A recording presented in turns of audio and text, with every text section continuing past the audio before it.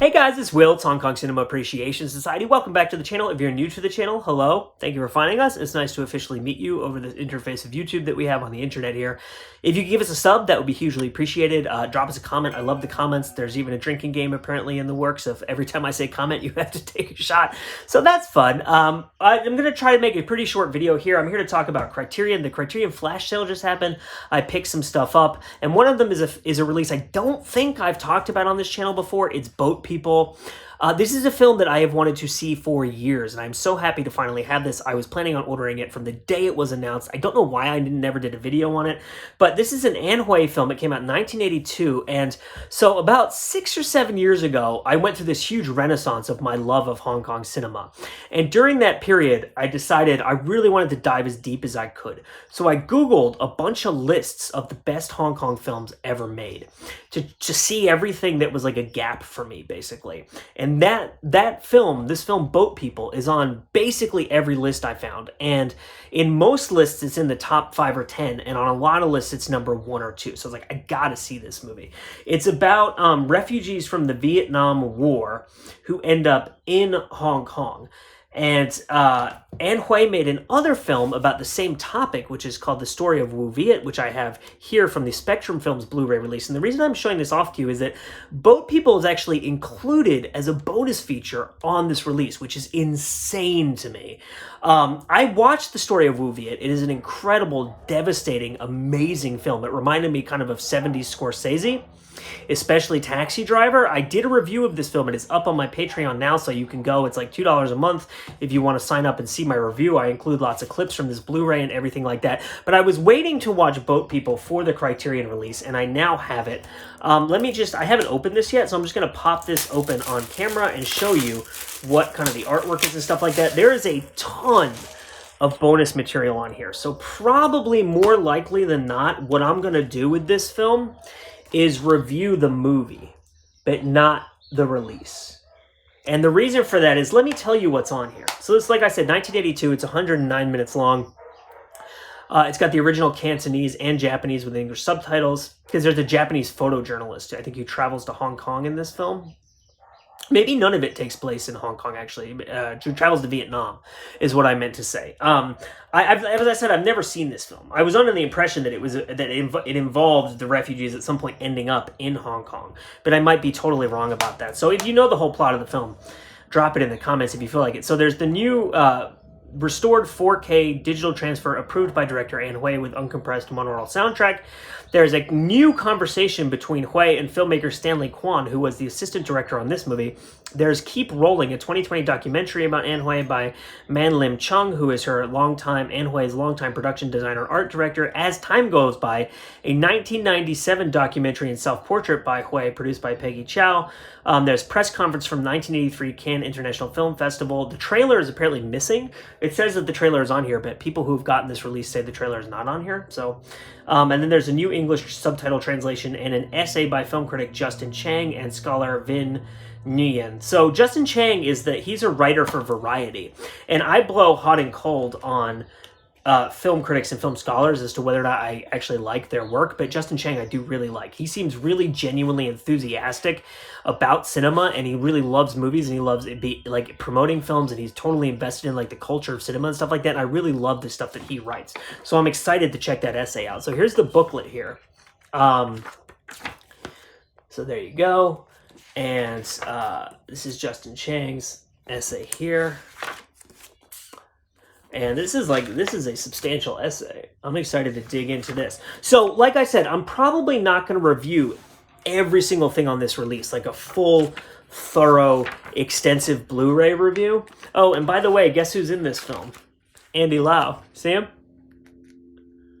The reason I am probably not going to do a full, extensive, full-on Blu-ray review is it would probably take me like 3 days to watch the film and all those bonus features. And I just, with all the releases that are coming out right now, and the fact that these types of films, these art house types of films, as much as I love them, they're not always what people want to see on the channel. I don't know if it's worth the investment of like that huge amount of time to get like really granular on my review and really completely thoroughly cover every single thing that's on this release. So probably what I'll do is I'll review the movie, and I'll include clips of this Blu-ray, and then maybe for comparison's sake, I'll include a clip or two from the Spectrum Films release, which, like I said, is this one, just so you can see like what's what and what the differences are. But like I said, I probably won't go like super detailed on the Blu-ray review. So if you are interested in the other stuff that I picked up during the Criterion flash sale, it is not Hong Kong. You could turn the video off now if you're not interested in non-Hong Kong releases, but I just figured I would show the other stuff off here just in case anyone is a big Blu-ray collector and generally interested in world cinema. I got the Marseille Trilogy. So this is 3 films released in France, they're French films, in the early 1930s. So 1931, 1932, and then 1936 is when they came out. And it's like an epic love story about like working class people in Marseille. And it was shot both on location in Marseille and in studios. But location shooting in the 1930s in Marseille, first of all, I'm like fascinated by that. I really want to see that. I love that kind of stuff. I also watched the trailer for this film, and I just fell in love with it right away. It seems like it's this very kind of whimsical, romantic French, a kind of epic dramedy. I know that wasn't a thing at the time, dramedy, but as we would describe it in modern times. One of my favorite movies ever, like top maybe 10 or 15 films of all time, is Children of Paradise, which is Marcel Carné. It's a French film that came out in the 40s, and it's like this epic 3-hour long romantic drama about like people who worked in the theater, like working class people, like kind of like the dregs in Paris and stuff like that. Not like the dregs like they're on opium all the time, you know, like not those types, but like, you know what I mean? Like people who are working day to day, struggling to get by, like falling in and out of love, and like this epic portrait of this amazing city. And so that one of the things that sold me on that is that the kind of the descriptions of these films and the trailer reminded me a little bit of that. As you can see, it's like 3 individual cases here plus a booklet, but also the trailer just captured me right away. And I was like, this looks great. It sounds great. Again, location shooting in Marseille in the 30s, like it was hard for me to say no to that. So I picked up that, and I'm really, really excited to watch that. And then the other thing I picked up is the Decalogue. Yeah, so this is quite the investment of time. This is 10 hours long. This is Kieslowski. I'm probably pronouncing that incorrectly because I don't really know how to pronounce Polish names, but if you're unfamiliar with what that is, it was originally made for TV in Poland. And I think it takes place in and around like one apartment building, I think, at the end of communism. It'd probably be easier if I just read you.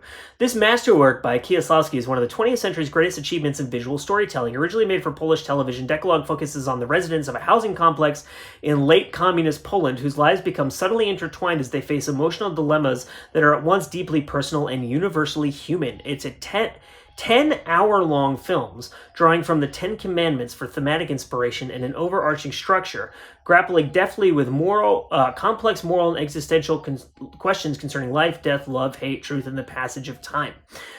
So, I mean, that sounds incredible in and of itself. I also I want to get more into Eastern European cinema. That's like a huge blind spot for me in my love of world cinema. Like I'm a big Tarkovsky fan. I've seen all but one of his films, and I love them all. I've seen the 3 Colors trilogy by Kieslowski, and I loved those. I especially loved White. That was like one of the most interesting films I've ever seen, especially about that era, which was like, you know, the kind of like the 80s into the 90s and like the collapse of communism. And like, I just thought that film was fascinating and I loved it. But Blue and Red are really incredible, compelling films as well.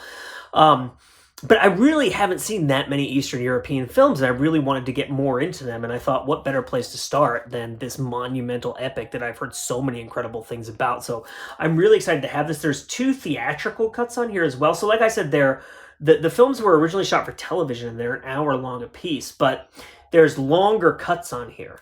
Of 2 of the movies, which were released theatrically in Poland. They're maybe like an hour and a half each, or like an hour and 25 minutes or something like that, longer than the original hour releases. So, and Polish cinema in general is something I've been interested in recently because I heard about this movie called On the Silver Globe. I saw a trailer for it. I was like, that movie looks incredible. I asked around and a friend of mine had it, so passed me a copy of it.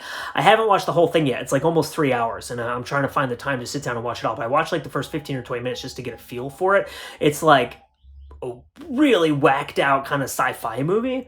I think it takes place on another, if I'm remembering correctly, it's been like a month or so since I sat down and watched like the first 15 or 20 minutes, but it takes place on like another planet, but it's very sparsely filmed. And so it's not like, it's kind of more of like a Mad Max or like a Dune type of like sci-fi world than, you know, like a cyberpunk type of thing. It's just fascinating and so strange, like super wide lenses, and like I loved it. And so after seeing that, I was like, I need to see more Polish movies. So that was one of the reasons I picked that up. So those are my Criterion flash sale pickups. This is Hong Kong Cinema Appreciation Society. If you bought something this year for the flash sale, let me know what it is. I'm always interested in hearing what people are checking out, what kind of Blu-rays they're picking up, what kind of movies they're interested in. So, and if you know anything about Eastern European cinema and you can recommend filmmakers, like Béla Tarr is someone that I know of, and I've seen clips from films, but I've never seen entire films. Any other filmmakers like that who you could recommend to me? Czech New Wave stuff I'm very interested in checking out. The Hungarian filmmakers like Béla Tarr, who I've read their names in passing, but I don't really know too much about them. I'm interested in seeing any of that stuff. So drop a comment, let me know. My name is Will. This is Hong Kong Cinema Appreciation Society. As always, I thank you for watching, and we will see you next time.